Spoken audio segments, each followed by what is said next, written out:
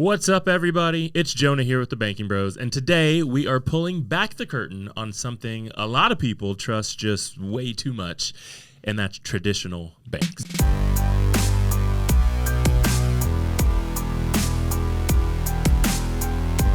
JDew's in the building as well. Listen, just because your bank has an app, a branch, and some slick branding, what's in your wallet, doesn't mean your money is actually safe. Right. It must just mean it's comfortable there. And that comfort might just be keeping you broke. Yeah, exactly. Banks fail. We had a bunch of that happen a few years back.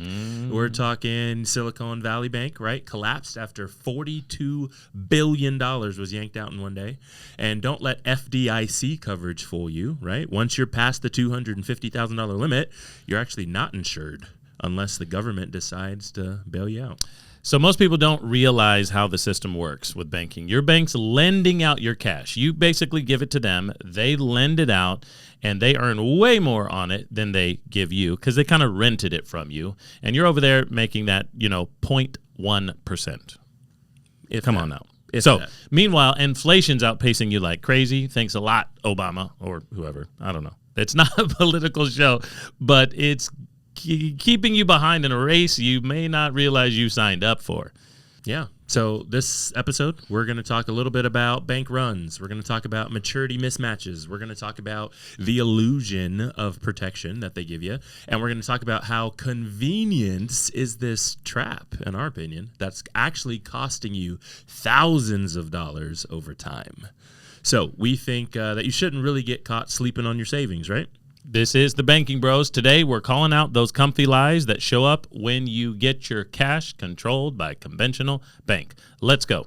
Jonah, we've got 9 things we're going to go over here really quickly to just run through it. Not a lot of fluff today. We want to help you understand that your money isn't safe at the bank. It's just comfortable. Number 1, jumping straight into it, sudden bank failures are real. Yeah.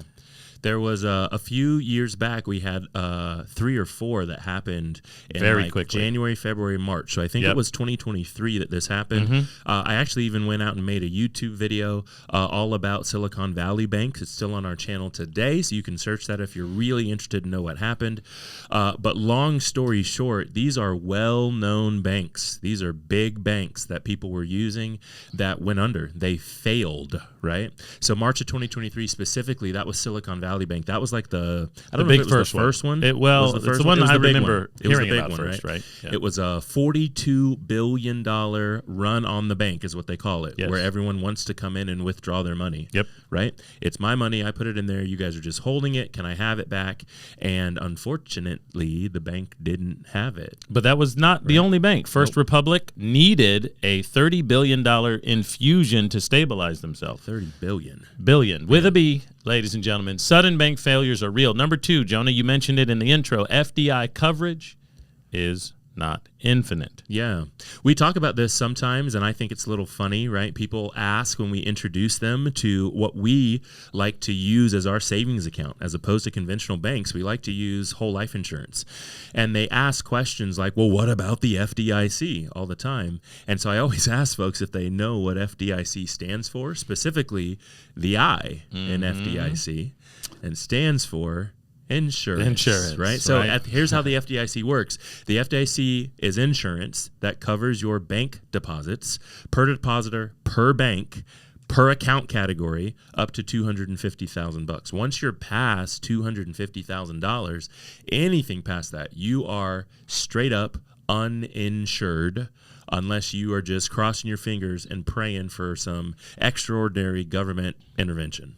Right, which is number 3, Jonah. Government backstops are rare exceptions. That's not normal. Over the course of 275 years or whatever of the American economy, banks fail like crazy. Government interventions and too big to fail is not normal, actually. Most of your stuff will disappear. The government does not always come in and save it. That's probably why it's gotten so much news in these car salvages, cash for clunkers over here, banks, and things like that. That's actually a newer thing and a much more rare thing than you think. So It's an unprecedented thing to assume your bank will get bailed out if everybody, like It's a Wonderful Life, goes to pull all their money at the same time. Yeah. What about just some stress, maturity mismatches, right? So the Feds actually have a stress test. This is number 4, everybody. The Fed actually has a stress test. And before 2023, the stress test did not highlight maturity mismatches. What maturity mismatches mean is that, well, let me kind of explain. A lot of banks hold long-term bonds, and they're funded by short-term deposits. So that's really the maturity mismatch. It becomes really, really dangerous when interest rates actually rise. Because, again, they're holding these long-term fixed bonds, and you've got deposits where people, like we were just talking about, people can move the deposits. You can go get them. You can put more in. You can have a bad month in your business, put less in. Yep. You can something can happen in life or in the world, and you need to pull money out, all sorts of things. So banks are actually more vulnerable than you think behind the scenes, which is why we've had some of these issues happen in the past few years. Right. And we've alluded to the next one. Number 5, bank runs still happen. Here's the reason why. A reminder, banks lend out in a fractional reserve system way more money than they have.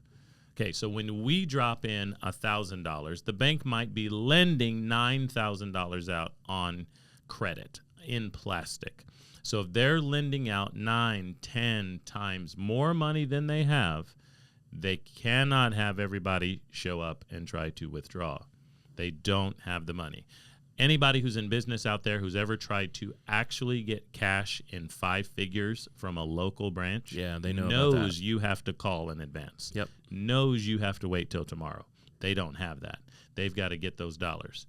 So the bank runs can still happen. If the bank runs out of money, just think back to that classic holiday movie I mentioned.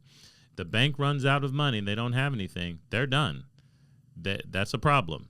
In It's a Wonderful Life, they had $2 left. $2 left at the end of the day. I haven't seen that in a while. Yeah. I got to go back and watch $2. it. I don't remember. Okay. Number 6, Jonah, low yield accounts erase your wealth over time. Yeah, so this is a big one that finally hits on something that's happening to all of us in this consumerism kind of environment that we're in. So let me kind of break it down for you very simply. If you put your money in traditional banking accounts, traditionally they offer a really low percentage, or I should say actually typically. Traditionally would be over a longer period of time. So I'm going to change my phrasing there, and I'm going to say typically. Typically, banks offer very, very low yields, 0.01, 0.1, 0.5, right? Yeah. It's small, right? Does that make sense? It's way, way, way, way, way below inflation, which means by leaving your money in the bank, you're actually lowering the ability to use that money later. It's actually stealing your purchasing power from you. Interesting. It's stealing the power that you need in order to grow your money, use your money, have your money for later. And a lot of people don't realize that about the traditional banking system. You can't leave their money. You can't let your money just sit. By letting your money sit, you're actually eliminating it. In fact, you're stealing it from yourself, in my opinion, your purchasing power over time. So that's number 6. So think about that real quick in a math equation. If you're earning 0.5 in your checking account, but the inflation rate is 3, how much bigger is 3 than 0.5? For 0.5 to get to 3, it's got to be 0.5 6 times. Yeah, I was gonna say 6 times. I was gonna try to throw it as like triple, quadruple, quintruple, and then I don't know 6. Quintruple, not a word. Quint is 5 for sure. Yeah, but I got you with the quint. And then 6 is 6. Sextuple. Sextuple. You're probably right. Well, that's right. like sextuplets. Yeah, I think you might be right. Okay, I think you are right. Sextuple. It's got a sextuple. So that's how I would understand it. So just making sure you understand. Yeah. Okay, here's the next one, Jonah. Number 7, convenience breeds complacency. This is where I landed for a long time. Yep. Because those apps are nice, because there's a bank on every other corner, because, hey, at my particular bank, they allow me to use the ATMs at the other bank for free, or they reimburse me, then it's just convenient. It's just convenient. Easy access. ATMs, the mobile apps, makes it effortless to park money there through your employer, drop it off at the bank, and just be simple. Yeah, the problem is, though, comfort just breeds complacency, kind of what we said, but it just keeps people from exploring the other options, even at their traditional banks. They wouldn't go explore the CD options, the high yield options. True. It's like, it's fine, right? Yeah, oh, it's fine. It's not. It's convenient and it's fine. Also, of course, we've talked about a few times things like treasury bills. Now, on this particular episode, since we're talking about banking, we're at this point in the episode, at least, we've only been mentioning like guaranteed products, savings vehicles, things like that. Yeah. So something like a treasury bill is going to fall into that savings category as well, right? But people don't normally. Yeah. Now, a lot of people know CDs. A lot of people do know CDs, and they do realize that if you lock your money up for a term, 6 months, 1 year, 2 or 5, you can get a much higher yield at maturity. Yep. So what should we do? We got 2 left. Okay. One of the first ones, I think, is that you've got to take control. You got to take control, right? Yep. So when we're talking about something that we mentioned earlier, I think it was 3 or 4, the FDIC only insures up to $250,000. If that's you and you've got all that money in the bank, the first thing that I'd say is, hey, we could probably talk to you and find you a different place, a better place, more benefits to put the money. But one thing you should totally make sure that you're even keeping track of is that you don't have more than $250,000 in one account. You got to spread it out. I've talked to people that you have more than 250 sitting in an account, and I'm like, you're asking for it. Like you're asking for it. That's it. Obviously, bank failures are rare, but they are not actually rare. 200 years in the making. Right. Yeah. So we're not trying to scare you. We're trying to help you understand that there are other options. So diversify when it comes to where you keep money. Now, we keep money inside whole life insurance companies, mutual whole life insurance products. And the reason we do that is because they don't fail. Those contracts do not fail, even crazy enough, if the insurance company fails, which is so much more rare than a bank. But even if they fail, the contract is still good. I know that's hard for people to understand. Maybe we need to do an episode on that one day. Sure. And we also actually utilize several different companies. Yep. So our dollars are in a place with the insurance company who guaranteed us not just our principal return to us, but a multiple with a death benefit and cash value growth as well. Yep. So that's what we're doing. You need to get out there and look and listen. That's why you're on this podcast. If you want a conversation about where you can store your wealth outside of traditional or typical banking, whatever you think is there, because some of these banks been around a long time, Wells, Bank of America. Yep. Then we need to have a one-on-one cash consultation with you and explore the option of saving your money in a guaranteed growing and cash flowing product so you can still get out there and spend. Yeah. As far as take control goes, our number 8 here, I think that you've got to use inflation beating vehicles. That should be like a staple, right? Or at least use vehicles where you can have the biggest, highest yield return that you're comfortable with in the savings category, right? That's important. I'm not talking about getting into investment grade vehicles, but things like high yield savings accounts, short-term bonds, certificates of deposit, treasury bills, like we talked about earlier. That's really, really important. So you talked a little bit about diversifying, and I'm saying optimize also. Diversify, optimize, right? And then, of course, just like Jeremiah mentioned, you're listening to this podcast, which means you are attempting to boost your financial literacy. And that's really important because if you understand risk, you understand liquidity, you understand interest, you understand inflation, you understand tariffs, things that we've talked about in episodes previous, you're going to be able to be more equipped to make a better decision with the knowledge, right? If the first time you heard about a tariff was 2 months ago when we had a bunch of them happening in this country at the time of this recording, then you've probably got to go, you don't have a great understanding to go, is that a good thing? Is that a bad thing? Do we like that? Do we not like you just don't know. Mm-hmm. But if you had already researched, you already knew, you knew how they work, that sort of thing, and you hear, oh, we're going to go for tariffs, you could probably be better equipped to make the decision right then and there. Oh, I do like that, I don't like that, that sort of thing, right? And that's what we're talking about with financial literacy. Be better equipped. Prep yourself before you need the information. There you go. Have it ready. So number 9, to finish things off, you just need to continue your education and know the system. When it comes to traditional and typical banking, you've got to understand how that system works. And the Fed and the government are in cahoots with the banks. to lend money they do not have on deposit, and that makes your dollars and your wealth at risk. Yep. So understand how the FDIC works. Remember what the I is inside that, and it is insurance. Crazy enough, they don't really have insurance. It's just a made-up pool of money that they continue to inflate. Yeah. It's really crazy, ladies and gentlemen, and we think sound money is the solution. So we hope that you understand what we're saying here about banks and where your money is. Grow your financial awareness, get your literacy up, and understand other places and other options and where to put your money, even if sometimes it's actually a little bit less convenient, but you'll never lose. Yep. Before we go, we should give a quick shout out to one of our followers.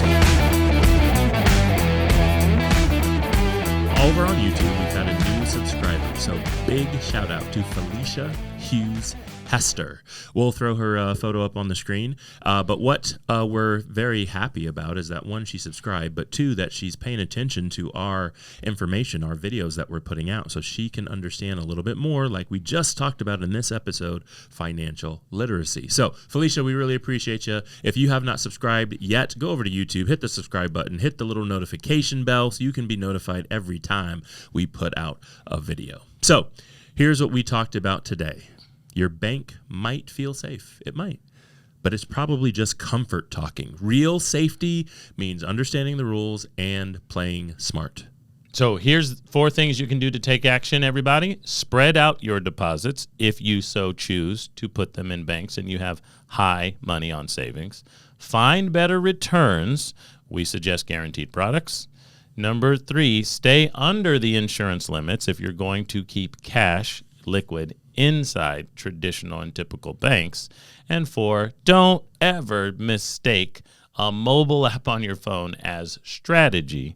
Understand it's just convenience. Yeah. The system doesn't really work for you unless you know how to work the system, right? You've heard that before. Financial literacy is your seatbelt in case of a crash. It's your GPS if you need to know where you're going.